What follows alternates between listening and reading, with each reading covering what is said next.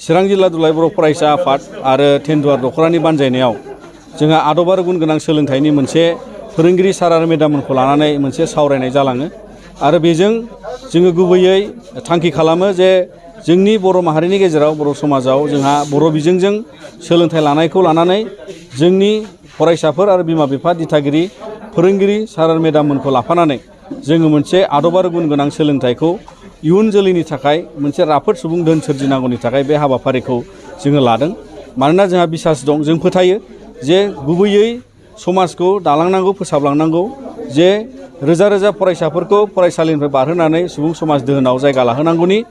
गुबै बिबानाव फोरोंगिरि सार आरो मेडाममोनहा मावो आरो बिनिखायनो जोङो दिनै बिथांमोनजोंहाय गेबेङै जोंनि जे आदब आरो गुन गोनां सोलोंथाइनि थांखिजों जोङो बे सावरायनायखौ लादों। मिजिंथियो चिरां जिल्लाया जेरै देग्लाय बोसोराव साबसिननिफ्राय हामसिन रिजाल्टआवबो लाबोनो हादों आरो जोंनि समाज बिथिं आरो ओनसोलनि थासारियावबो जोङो गासै समाज बेरेखा फेग्रा मुवा, उन्दै बैसोआव हाबा जानाय, बिदिनो स्कुल ड्रप आउट जानाय, बेफोर गासैबो जोंनियाव गैया जानांगौ आरो बेफोरनि गासै जोंनि बिमा बिफाजों लोगोसे समाजा बेखौ नोजोर बोनांगौ जाहाथे जोंनि सोलोंथाइ लानायाव जोंनि गोग्गो आरो गुन गोनां सोलोंथाइजों लोगोसे आदब सोलोंनायाव जाहाथे जोंनि फरायसाफ्रा उनफिननानै थाया। मानोना नैबे 21 जौथाइनि मुगायाव बयबो सुबुं माहारिया जिउआव दावगानानै लेखा रोंनानै गुबुन गुबुन आदब आरो खायदाखौ रोंनायनि उनाव बयबो जाहाथे खामानि मावनो हाग्रा सुबुं जायो आरो खामानि रोंनायजों जाहाथे खामानि होनो हाग्रा जानायजों लोगोसे जाहाथे जोंनि ओनसोलाव बेबायदि मोनसे सुबुं समाज, रांखान्थि, समाजखान्थि जौगानायाव बयबो बिहोमा होनो हायो आरो बे थासारिखौ लानानैनो जोङो दिनै गासै फोरोंगिरि समाज सार मेडामखौ लानानै जाहाथे गेबेङै आरोबाव साबसिननिफ्राय हामसिन चिरां जिल्लाया जाबावगोन आरो गासै बर' माहारिनि गेजेराव बेबादि जों लालांबाय थागोन। मानोना बे मोनसे बिदिन्थि जायाव माने फोरोंगिरिफोरनि नाजानाय, बिमा बिफा, समाजनि आरो चिरां जिल्लानि गुबुन गुबुन पर्यायाव खामानि मावनायनि गेजेरजों दिनैहाय 2023नि जे मेट्रिक आनजाद बेवहाय बर' बिजोंनि फार्स्ट पार्सेन्टेजआबो जोङो माने 95% जों मोननो हादों। मानोना बियो जोबोद बाख्नायथाव। फारसेथिं अल आसाम लेभेलाव चिरां जिल्लाया मेट्रिक उथ्रिसारनायाव सेथि जिल्ला हिसाबै मासि मोनदों। बेयो जोबोद बरायथाव बाथ्रा आरो बेनिखायनो इयुन समावबो जोङो जेरावबो सिगाङाव थांनो थाखाय, दावगालांनो थाखाय जों नाजानांगोन आरो बेखौ लानानै जों बयबो सांग्रां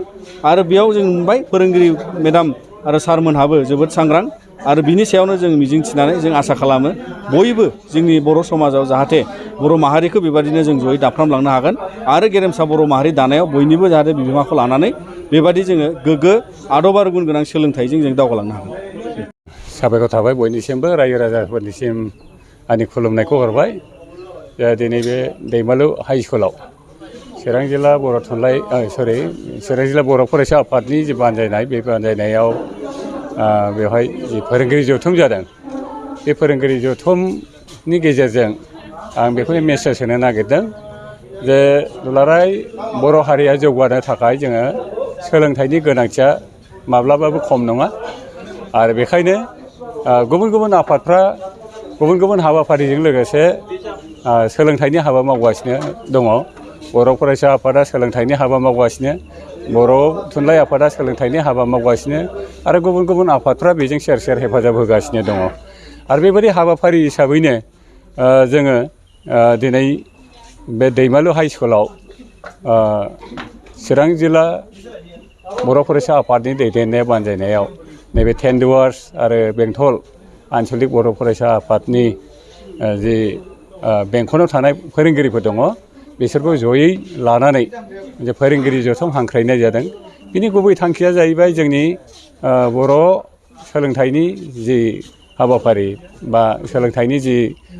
बिथिं, बेखौ दावगाहोनाय बा जौगाहोनाय। खारन जों मिथिगौ जे मोनसे हारिया सोलोंथाइ बिथिङाव दावगायाब्ला फारफ्रोम बिथिङाव दावगानो हाया। बेखायनो बर' थुनलाइ आफाद, बर' फरायसा आफाद बा गुबुन गुबुन माहारियारि आफादफ्रा सोलोंथाइखौ गोनांथि होनानै बेबायदि हाबाफारिखौ लाबोबाय थादों आरो चिरां जिल्ला बर' फरायसा आफादा दाख्लै 12 जुलाइआवबो बिजनि दख'रानि सिङाव हाबाफारिखौ लाबाय आरो मैया कासिकत्रा हायार सेकेन्डारियाव लाबाय आरो दिनै दैमालु बे हाइ स्कुलाव लाफैदों। दिनै बेनि गेजेरजों जोङो फोरोंगिरिफोरजों जयै सावरायलायनानै जों बेखौनो मोनदांदों दि बे फोरोंगिरिफ्रा जोंनि जि गावनि बिबान, गावनि मावनांगौ हाबाफारि, गथ'फोरखौ फरायसाफोरखौ गोरों खालामनाय सोलोंथाइ होनाय बिनि बागै जोङो सावरायलायनांगौ दं होननानै सानबाय थादों आरो सावरायनांगोन आरो सम सम जोङो फोरोंगिरिफोरजों रायज्लायनानै जोंनि समाजनि दैदेनगिरिफोरजों रायज्लायनानै जोंनि फरायसाफोरखौ जों बोरैहाय सोलोंथाइ बिथिङाव दावगाहोलांनो हायो बा जोंनि गथ'फोरखौ जोङो मोजां आखल आखु दानो हायो जों बे नोजोरखौ होबाय थानांगोन। दा बर' हारिया मोनसे जौगाफुनाय हारि बे हारिनि गेजेराव दा लासै लासै गोजौ थाखोनि सोलोंथाइ मोननायबो ओंखारदों गोबां इउनिभारसिटि डिग्री मोननाय फरायसाफोर ओंखारदों डक्टर इन्जिनियार ओंखारदों गोजौ थाखोनि अफिसार रेंकनि मानसिफोर ओंखारदों जों बेखौ नुनो मोन्दों गोदो खुब खममोन दा जोङो बिनि अनजिमाखौ जों एसे बारायबोनायखौ मोन्दों आरो बिनि गुदियावनो दङ बर'फोरनि गुबुन गुबुन आफादफोरनि माहारियारि आफादफोरनि हाबा मावनाय आरो थुलुंगा होनाय। दा जोङो बेखौ आं बुंबावनो नागिरदों जोंनि गेजेराव माखासे थाखोनि मानसिफ्रा सोलोंथाइखौ गोनांथि होआबालानो जानाय लोंनाय लाइमोन बैसोनिफ्रायनो क्लास 6, 7, 8, 9, 10निफ्रायनो ड्राग्स जानाय जौ लोंनाय बिनि सिगारेट सोबनाय गुबुन गुबुन गाज्रि हुदाफ्राव गावखौ इनभल्भ खालामदों गावखौ गोजोम होदों बेयो जोंनि जाथिनि थाखाय मोजां लक्षन नङा आरो बिथांमोननि गावबा गावनि जिउनि थाखायबो मोजां बाथ्रा नङा। बेखायनो आं खावलायदों जोंनि लाइमोन आथालखौ स्पेसियेलि लाइमोन आथालखौ आं खावलायदों जे बिथांमोनहा बे गाज्रि बेसादफोरखौ फेग्रा बेसादफोरखौ नागारनानै ड्राग्स जानाय जौ लोंनाय सिगारेट सोबनाय बिरि सोबनाय बेफोरखौ बे गाज्रि हुदाफोरखौ नागारनानै जाहाथे गावनि जिउखौ मोजाङै दैदेनलाङो आरो समाजनि साफा साफा मोजां मानसि महरै गावखौ फसंथानो हायो आरो गावनि जिउखौ गोजोनै जाहाथे दालाङो आं बेखौ खावलायदों आरो बेजों लोगोसे जोंनि समाजनि दैदेनगिरिफोरजों लोगोसे जोंनि समाजनि बिमा बिफा बयबो जोंनि